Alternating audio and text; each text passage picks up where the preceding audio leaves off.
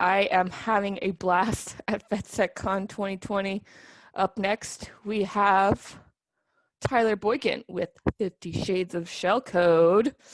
Welcome, Tyler. Thank you. I need to make you a co-host. Here we go. So, without further ado, this is 50 Shades of Shellcode Encoding and other encoding topics. I am Tyler Boykin, and let's get started.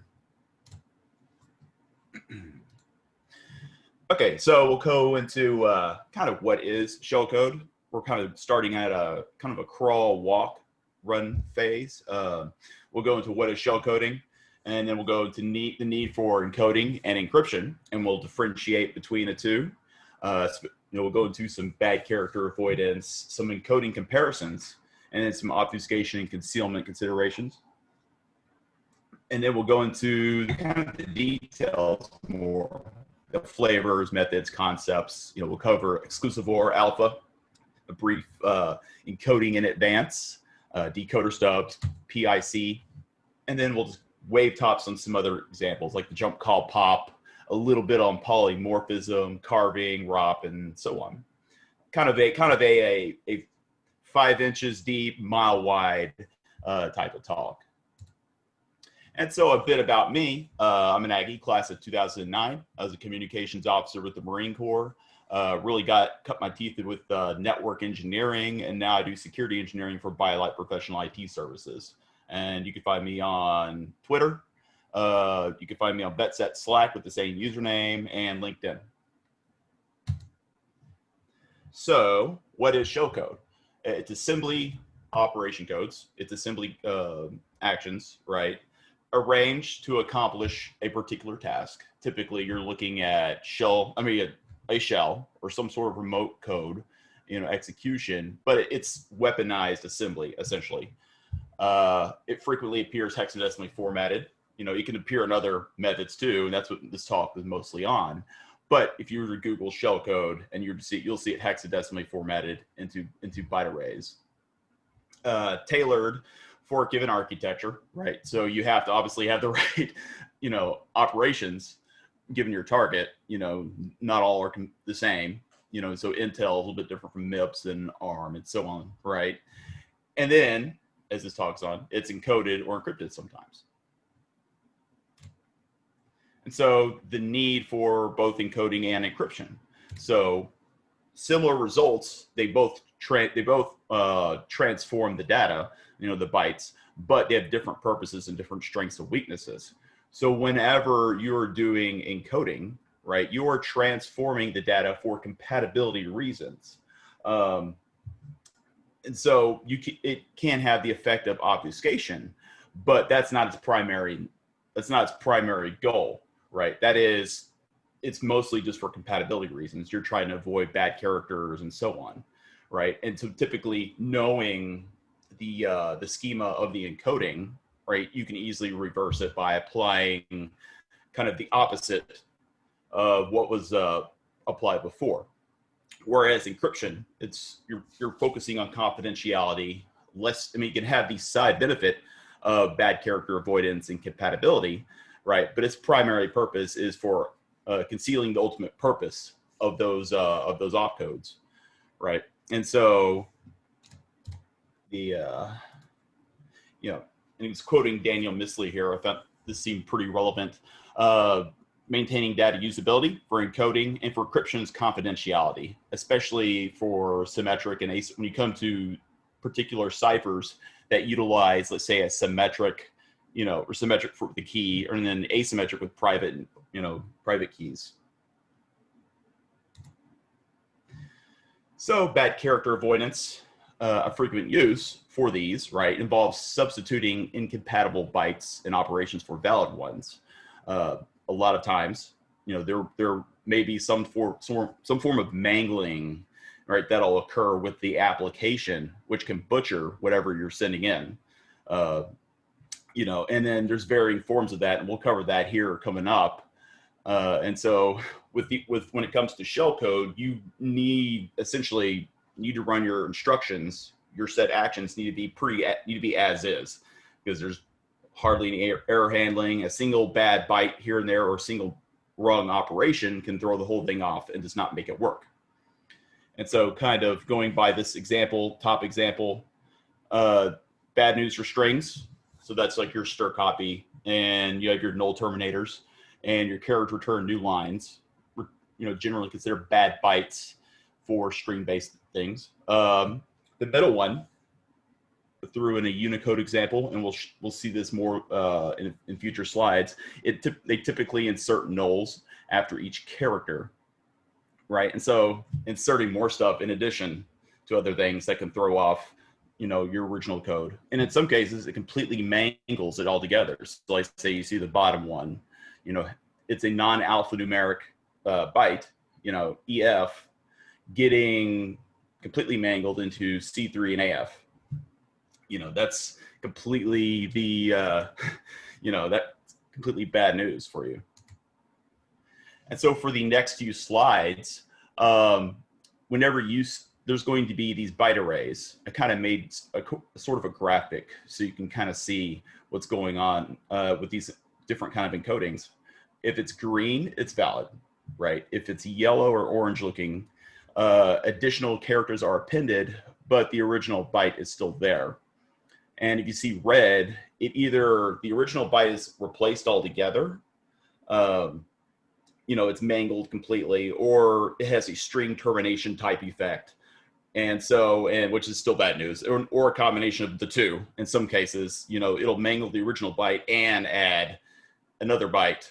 And so it's pretty bad news.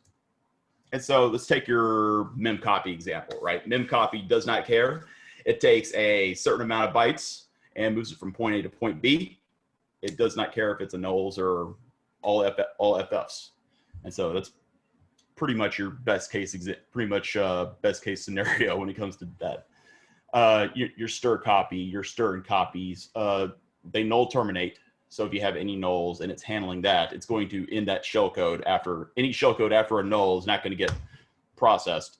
And potentially carriage return new lines also, depending on how that data is being handled, that may be interpreted as an enter or something, which would be further bad news. It could make the system do actions or whatever. So,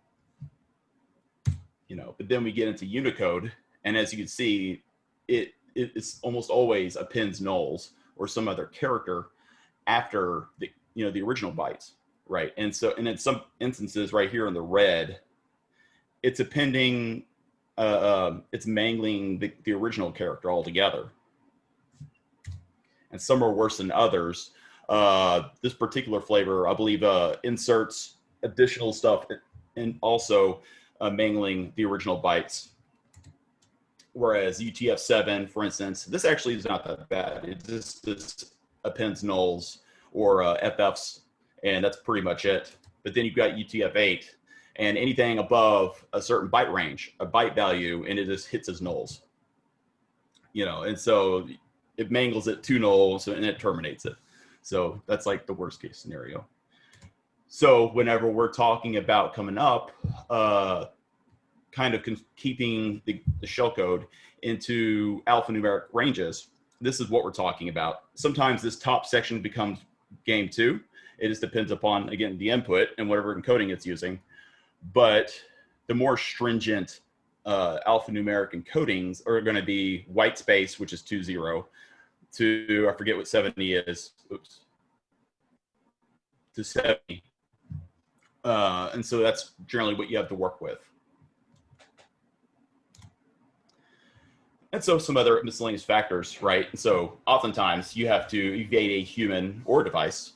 And so key-based ciphers, especially with when you do actually legitimate encryption, they're a lot stronger at this because it's just the work factor becomes too great because you have to detect what algorithm's being used, and you have to figure out somehow to brute force the key and stuff, and that becomes too much of a mess. And so, but and whereas compared to encoding, which is much easier to detect and much easier to reverse. But signatures will pick up on all the copy pasta decoder stubs out there and out of the box approaches. So for these days, some assembly is required. I mean, there's automated tools available, but in lots of cases, some assembly is required for your assembly. And I'm gonna pepper these neat links and stuff throughout instead of racking stacking at the bottom and whatnot. And I'll give you a few seconds for that if you'll want to copy that down. Stand by to copy.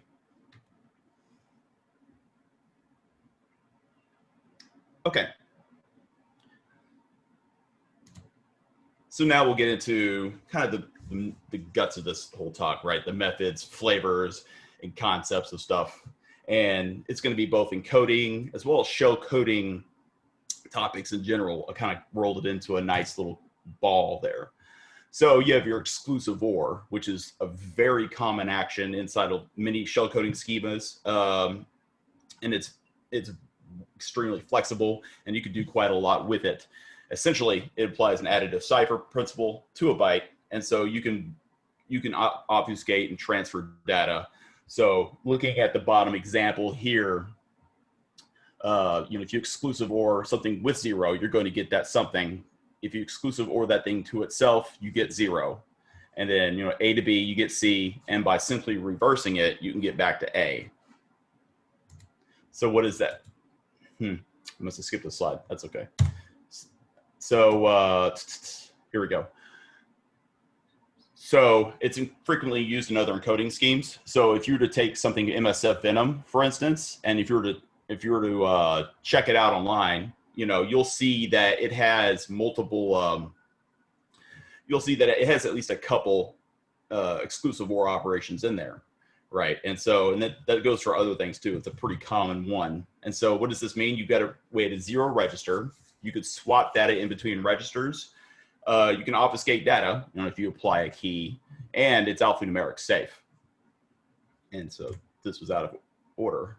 So shellcode, by the nature of what it is going to be position independent code most of the time. Which that means is it needs to be able to use its main payload anywhere. You generally can't statically reference addresses unless you can find some really safe addressing. For instance, like if you use ROP or something, right? But for the most part, lots of the data aspects, the payload body of shellcode, it needs to be able to use relative addressing and be able to use, and it can't utilize static addressing, basically. Jump call pop is a good example of one. There's no actual static addressing. Everything is all relative. And there are ways to, if you're working in C, or you want to code some shell code up, you can generate position independent code with Pi, with the PIE flag or GCC. And so kind of shuttling along here. So when we say alphanumeric, we're as we saw earlier, we're restricting it within the visible keyboard. Basically, if it's on your keyboard, that's what you get, right? And so it utilizes a couple of exclusive OR operations. And the cool thing about alphanumeric is that you can copy and paste it. You could flat out type that on your keyboard into a field as is, into an input field, which is kind of neat. And then several other encryption encoding schemes can be leveraged too, right? You don't have to do exclusive OR. You could, it's kind of the sky's the limit. Other people, and you'll see examples of, like, say, AES. That's a common one. RSA for asymmetric. You can use ROT encoding, Visioner, etc. It's encode your normal foray, right, of encryption encoding schemes become applicable during this time. And so whenever you utilize any kind of tool, whether that tool is, it could be some sort of script, it could be MSFVenom, it's going to give you the shellcode pre-encoded, and which will be then decoded later on as part of the operation. And so that means you use whatever kind of method, either it's whatever kind of cipher in advance, and then it's done backwards in the process of execution. You've got MSFVenom, you've got Veil, you've got manual scripts, etc. And so here's just a kind of a brief little snippet of the Python. And so just for pretty textbook academic example, it just iterates through the shellcode, the byte array. It applies the exclusive OR with the key in hex, and then it appends that to encoded, and then you've got hexadecimal formatted encode and exclusive word shellcode.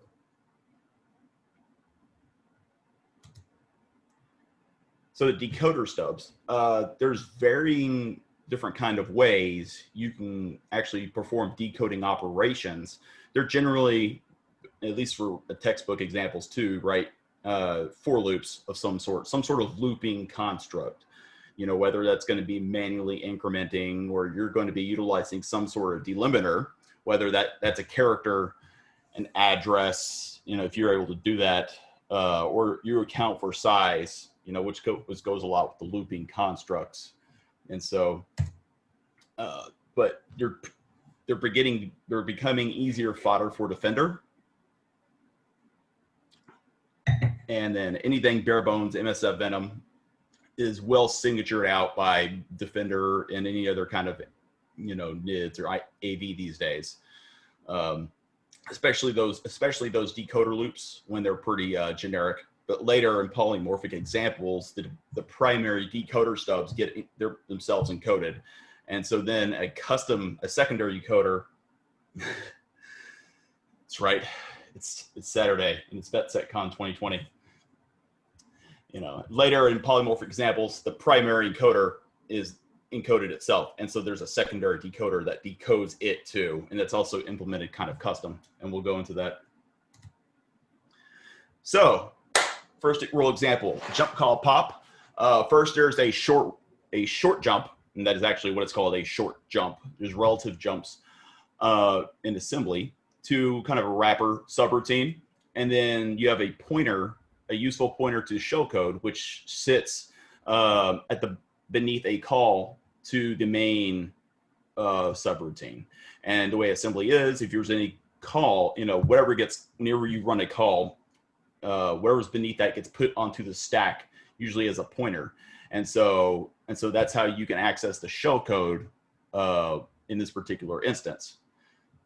And then you go through and you just do your decoding and whatever else. And so the cool thing is that this is position independent also, because there are no static addresses in there.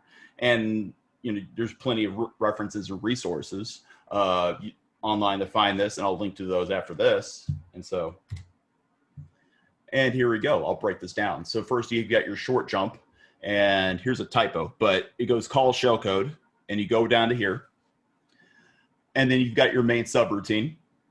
And so, and beneath that, a pointer to this shellcode will be on top of the stack when it enters the main subroutine. Boom. And then for what we're doing here, I just took that, I dereferenced that shellcode and I put it right on top of the stack so we could see it actually decode when it goes through the main exclusive OR loop. So it gets put onto the stack, and then we go through our main loop, and it applies a cipher, and then we call it, and it goes. So, video time. So we've got our main pointer to the shellcode here. We pop that into RDI, and here it's called move to stack. All it's doing is just putting it onto the stack. I iterate through a few times, but then to speed that up with the continue, we could see all the bytes sitting there on the stack like that. And now we're sitting at the top of our decoder stub essentially. And let's just speed that up a little bit there. Okay.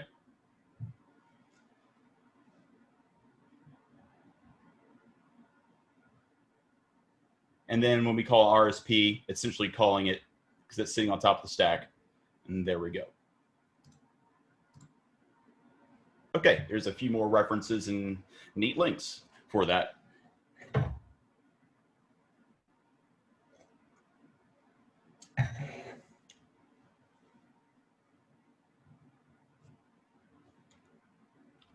Okay, so moving on. Polymorphism. This is where it gets kind of cool. So you're utilizing alternate instructions, right, and clever tweaks and whatnot to achieve the same end state and potentially have dynamic modifications at runtime also. And so the primary purpose of this is you're mostly trying to avoid signatures and heuristical-based detection. ideally, right, you could have, there are programs that do this and they generate unique shellcode each and every time. Like each time you run it, you're going to have a different set of shellcode. It's never going to be the same. That's that's the most ideal case, because that's a significantly harder to make signatures on. And there's some automated things for it. MSFVenom has their own survey of stuff. The most well-known and well-used one, Shellcode Encoding, I probably butchered that pronunciation. That encoding is actually dynamic, polymorphic in nature, and it changes a lot of the operations. And there's several others too: AD mutate, unicorn, etc. But so if you want to hand roll your own, there's a variety of methods that you can do, right? And so you can do like bit shifting, you can randomly generate keys, make variable, you can make extra loops, add in of random length. You can have primary, secondary decoder stubs, junk insertion. It kind of becomes Frankenstein's monster at this point, right? Because you're basically just trying to beat the human and beat the defender, So, and we're not going to go into detail about all these, but most of these. So you take your bit shifting, right? It's shifting all the bits in a particular direction for a given value, right? And so this has a cool benefit of it's basically purely encoding, and it completely changes the data of the shellcode. You've got there's dozens of operations. There's a couple. You have rotate left and rotate right in assembly, assembler. And that's basically what it's doing here, kind of a graphic. It just bumps it all over, right? And then once it's gone completely out of the designated range, that particular bit is gone, but more nulls keep added to the end to shift it all down. And so, yeah, so Shellcode Encoding gets picked up by AVs now because it's been around so long. Yeah, that is true. Yeah, it's been around so long. The way it goes about decoding itself is actually pretty well signatured, and that's a comment. Yeah, it's made for compatibility too. It's an encoder. It's not actually encryption, so it's made to defeat. It's made for compatibility reasons primarily. And so so you have your original shellcode here, and you say you were to do a loop. You iterate byte by byte. You shift it down, shift it to the left one. And then that's basically what you get. And to reverse it, just apply the inverse, right? Do a loop, shift it right one, and you're back to where you started.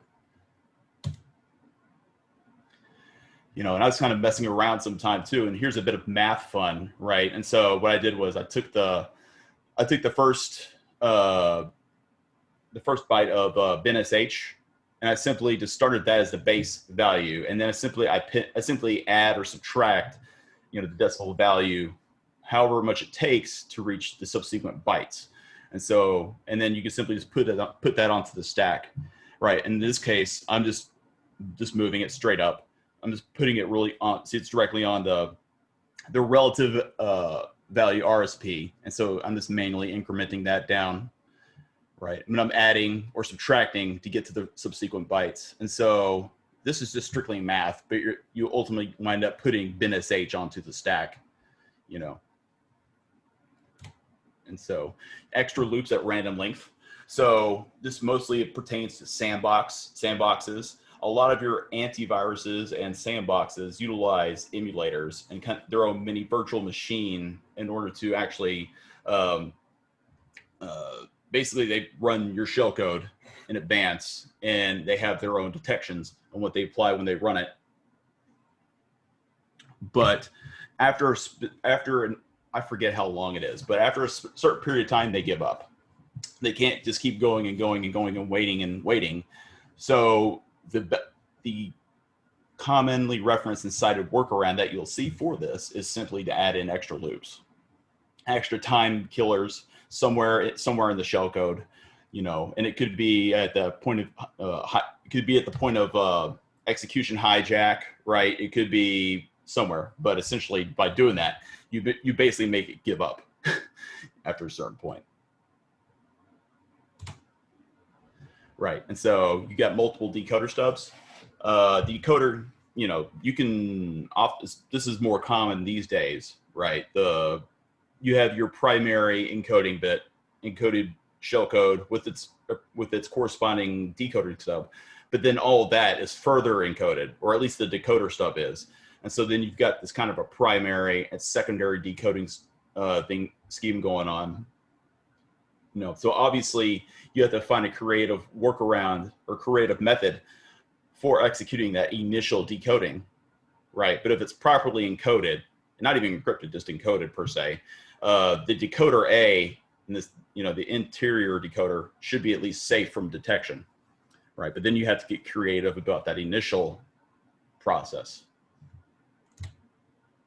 You know, you can insert extra bytes. This is kind of a more academic example, but there's also, it could be randomly scattered throughout.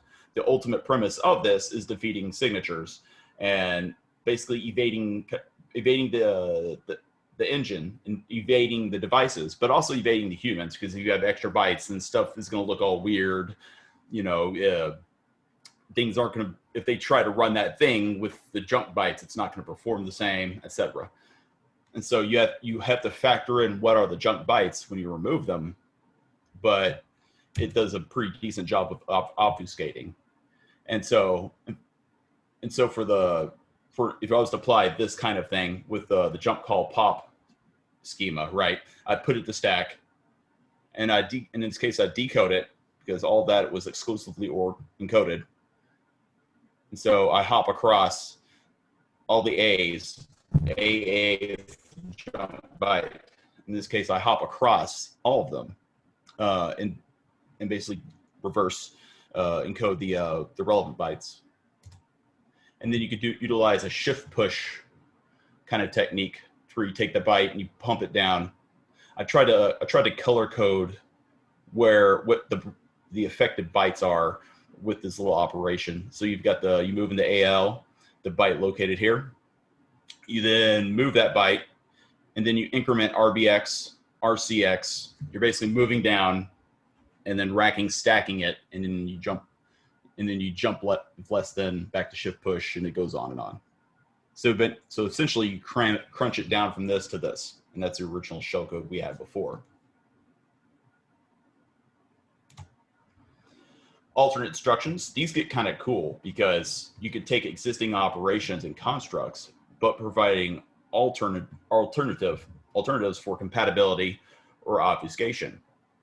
Right, and so you're trying to create the unique code. You're trying to create multiple different workarounds to get to the same end state, you know, to evade signatures. Sometimes, and also sometimes, the more direct operations are not. The more direct operations are not available due to encoding purposes too, and so then you have to get creative due to character restrictions. And so here's a few examples. You know, a NOP, you know, a no operation, which is basically just a time waste, or it's just it does nothing, you know. And so typically in shellcode, if you see a NOP sled, you just see a gigantic, vast expanse of hex 90, and then just no operation. So ultimately, the goal for a NOP sled is to have the instruction land inside of that array, or that expanse, and it just runs down doing nothing until it hits the main shellcode. It's kind of like just holding out your arms and trying to catch it. But obviously, if you're working with something that'll encode, you know, anything non-alphanumeric, well then obviously you can't use NOPs, but you can use other type of actions. So let's say increment and then decrement EAX, you know, or you can use push pops. You can push something, pop it, or something. You know, it achieves the same end state, you know, as kind of like a no operation effect. You know, you just do nothing, right? And then, you know, like a loop, you simply stack up into EAX however much you want to do, right? And or the size of something, and you decrement it. You can implement your own loop essentially with a jump not zero, and you go back to it. You know, or for instance, move.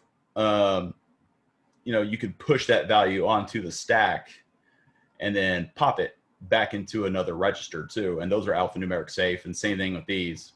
Or say move EAX 0 can become, you clear the carry, and then you subtract byte by EAX. And there's a bunch of other ways too. You'll see it for zeroing a register. And here are some of those. I'll leave those up for a few seconds.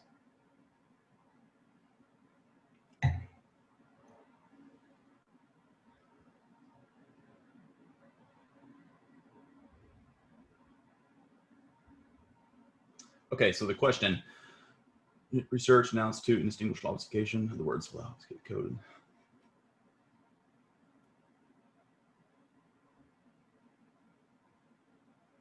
I'll get back with you.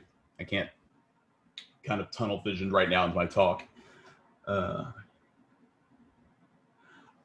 will get back. I will get with you after this for that. Okay. So we're kind of shifting gears into the lighter part of this. So there's carving. So, and you'll learn this in some curricula, and it's kind of a neat concept that I learned. You utilize the kind of wrap around hexadecimal arithmetic when it comes to addressing, right? And you can, by sub operations or add or whatever, and you simply splitting the difference with a designated chunk of shellcode that you want pushed onto the stack. So basically you're doing math to calculate the value of something you want pushed in a register, and you push that at runtime. And so the cool part about this is you can get non-alphanumeric operations onto the stack in an alphanumeric safe kind of way. And so, and it's more of a shell coding approach than encoding, but it also involves coding because you can do this completely alphanumeric safe if you want to. And so the process, you know, you zero out a register and you get the value that you want pushed and grouped into four, you know, you take your shell code or the main shell code actions that you want to do, and you split it into 4-byte chunks. And there are scripts that'll do this for you, but if you want to do it manually too, you just get 4-byte chunks.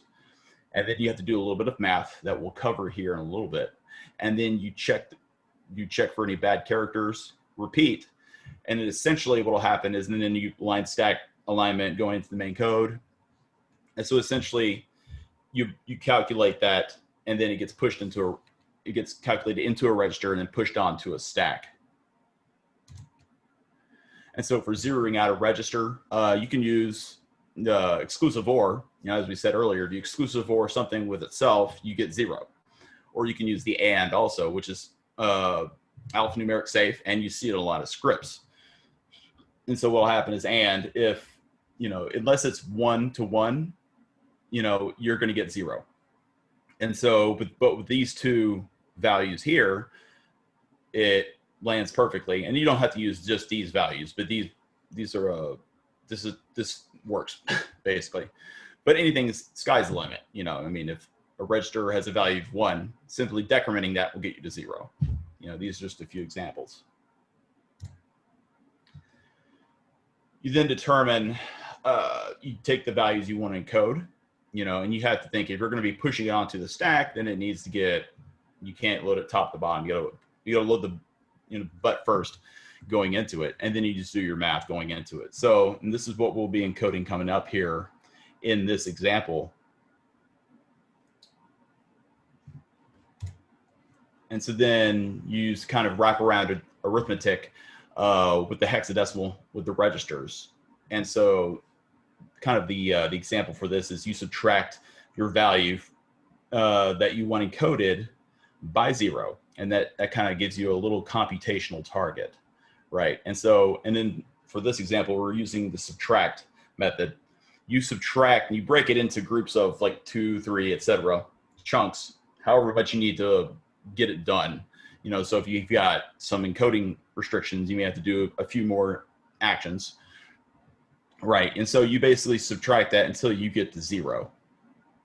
And then if you can reverse it and get to this, then you're good. And so then you flip it, right? You apply those same actions, but to 0, and then that's how you get to your primary shellcode, right? And here's an example where they're using that also for carving. you know. And so obviously a consideration here, right, is that you're going to have, it's going to occupy a lot more space because you're having to do all these extra actions for 4-byte chunks to get pushed onto the stack, potentially, you know. So it eats up a lot more space, but but you can do it in an alphanumeric manner if you need to.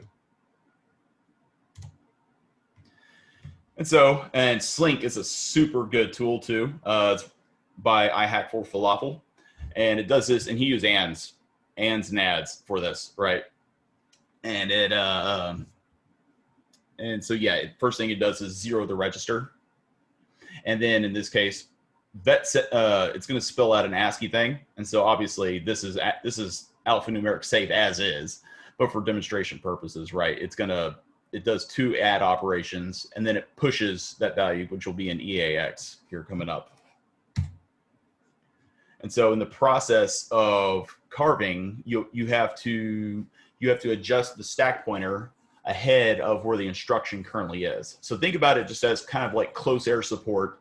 You know, you're calling in danger close shellcode insertion to the execution point.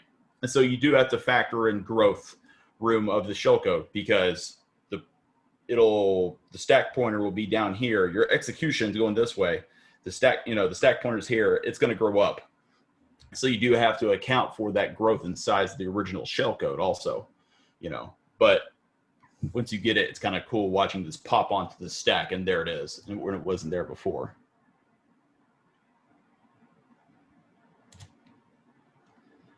Okay, so here's the video. And this is in immunity, by the way. So the stack pointer is pointed elsewhere, and the instruction's way down there. So we push to get that value onto the stack first. We then do a pop. Oops, sorry. We push it onto the stack, and then we pop that value into EAX. See, and so now what we're doing is we're going to take that, because the original value is where the stack pointer was, and we want to add that to get it further down the line. And so we're doing if you do, this is it's just interesting arithmetic with the hex, right? And so in this case I'm just kind of yeeting it, just spitballing, yeeting it down the stack. But there are more intelligent and more accurate ways of calculating what you need in order to increment that too. But this is just an alphanumeric safe way of doing it, and I'm just kind of I'm just tossing it down the stack basically.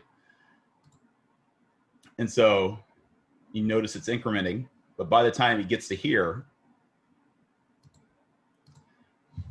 EX, it's now pointed down further down into the code, so it's way beneath the point of execution right now.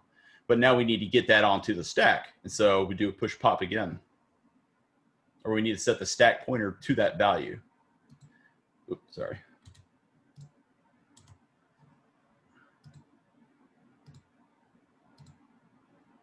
Yeah, and so now if you look here, so now the stack pointer is pointed way down to that value which we originally calculated.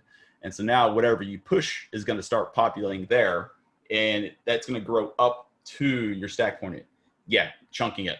Just spitballed it until I covered, in this case, until I covered the size of, you know, the shellcode, what it would expand to.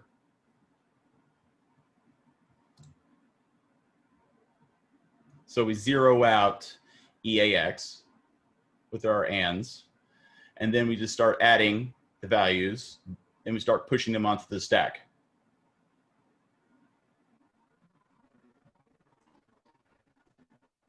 And we just repeat this until we get everything we want onto the stack.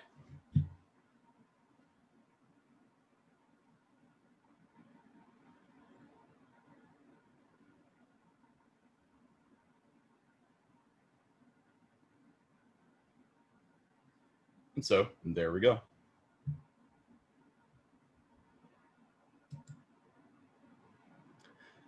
Okay, so ROP, it's return-oriented programming. It's essentially you're using and reusing snippets of code of assembly operations that exist within an application, but these segments ultimately end in return, alas, return-oriented, right? And you're trying to achieve the same kind of administrative tasks for getting shellcode and doing commands and stuff too. But you're doing this when, for instance, there are some restrictions on an executable stack, for instance. If you can't execute code on the stack, well, then you have to go elsewhere. And so what we're doing is we're reusing what's already existing in the application to basically, you're basically using those instructions and you're hopping between addresses. And so a ROP gadget is just a blob of useful code, and it ultimately ends in return, right? And you can do this in a bad character safe manner too. You just have to factor it in. So to include alphanumeric, you just have to parse and hope there's the instructions for it. And so kind of a whiteboard session here. So let's say the address here, when let's say you get an overwrite and it returns to this address. And so you go to here, pop RAX, it'll run this instruction, and there's an implicit for this here, there's an implicit return, right? So you pop RAX, return, and then whatever is beneath it on the stack will get popped in the RAX. Pop RDI, RSI, RDX, it'll run those three operations and then return. So in this case, boom, boom, boom, and then syscall, for instance. And so this is kind of like a little whiteboard session how ROP works. It just goes down the line, and you're simply running, you're performing actions at given addresses, right? These are gadgets, and these are the values that would go with those kind of gadgets too. And there's some tools for it. Here, this particular example is called Ropper, and Immunity Debugger, PETA for GDB, and there's a bunch of others too. IDA has a plugin for it too, and they perform the same tasks. They look for gadgets that you could use for doing ROP. And so in this case, this wouldn't be alphanumeric safe because this has non-alphanumeric safe characters. You know, like this one's got delta 9, there's a null, and so on. But there are ways around that too, you know, but so yeah. So there's a few more links and examples.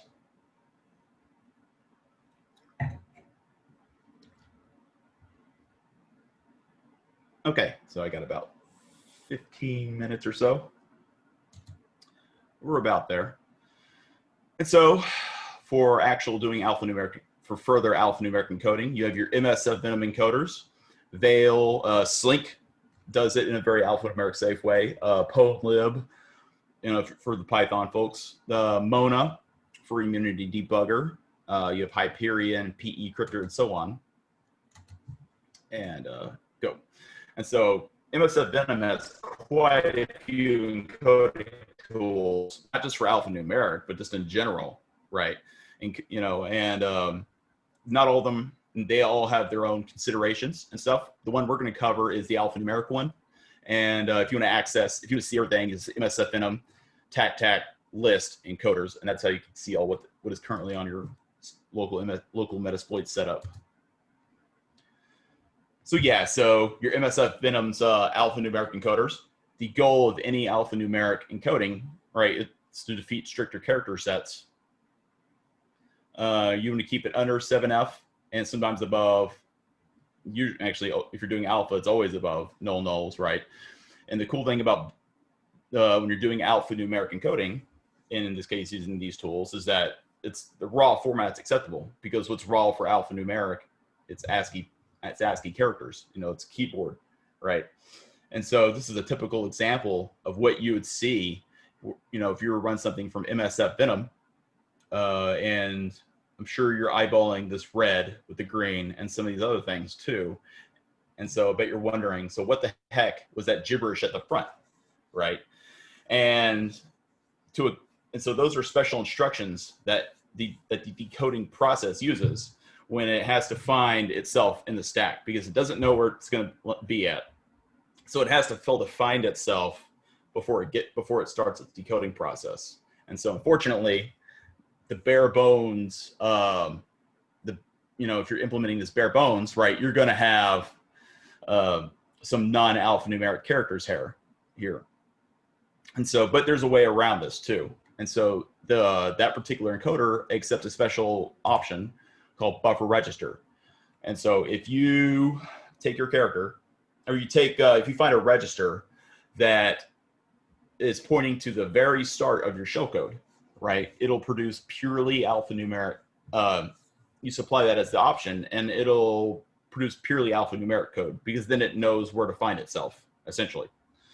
You know, and so that's what it looks like. And if you, and the cool thing about the alphanumeric shellcode is that you can paste it into like Shellstorm disassembler, you know, and check it out, and it involves that register you specified right there, you know, whatnot.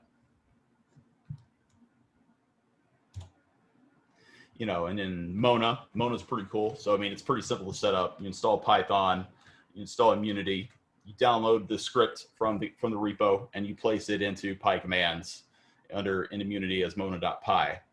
And so, doing anything in Mona, you simply do exclamation Mona, and Mona can do a whole wide range of things. You know, you can make egg hunters with it. You know, you can find offsets. It's got tons of stuff. It's really awesome. So in this case, for this example, we're finding all jump calls that involve the register ESP, and you can specify what loaded modules to go through too, right? And so in this case, ask wildcard does them all, you know, or you can do specific ones. And then for CP, that's basically your filtering. You basically filter results. And you can specify specific bad bytes, or you can go for entire schemes. And in this case, we're going ASCII because we want to find alphanumeric safe stuff. And so you look right here. If you look all these results, you know, they're generally under 7fox, no nulls, and it should be pretty safe. Same thing for ROP and some other things too. So same arguments, just ROP func, and then it finds a variety of gadgets as well as others too. And so Immunity, typically if the results go over a certain amount, I forget how much, but it'll write the output to a file for you to parse, which is really handy, especially if you're parsing through all the loaded modules, right? Then you'll have this big file of goodies that you can potentially look through. And those are some of the links with that.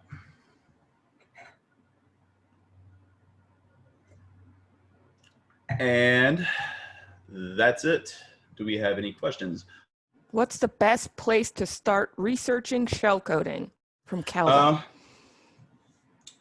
Talking about researching from like square zero, or if you have previous experience. The best place for learners, I mean, for the beginners, like where I started, zero to exploit. Yeah. Pentester Academy, to be quite frank. VVic does a great job with these two courses. He has 2 courses specifically for shellcoding, and then he's got a couple others for exploit development, right? VVic does a great job with his courses, you know. And then you've got Sam Bone. He has his classes. He has a whole semester class on exploit development, and he covers exploit dev as well as shellcoding. I mean, he covers some of those advanced. He covers ROP, a ROP example for some of it, you know, for one of his chapters, and he covers a whole bunch of stuff. So I definitely maybe start there. Pentester Academy. If you're masochistic, you can try reading through some of the Corlan articles. People like to reference those, but those are kind of yeah. they're very informative, but they're kind of hard to get going a little bit. Cool. We're going to, along with the recordings, we're going to try to include any slides that all the presenters send us, links, contact information, whole nine. So the chats should come along as well. So hopefully we'll all be able to reference all these great resources y'all are giving us a little bit later when we have all this uploaded. Nice. GXPN. I have not taken that, but I've heard it's a good in between, especially if you're trying to go for, like, say, if you're going for like OSCE, for instance. I heard it's a good kind of prep for that. At least that's what I've read.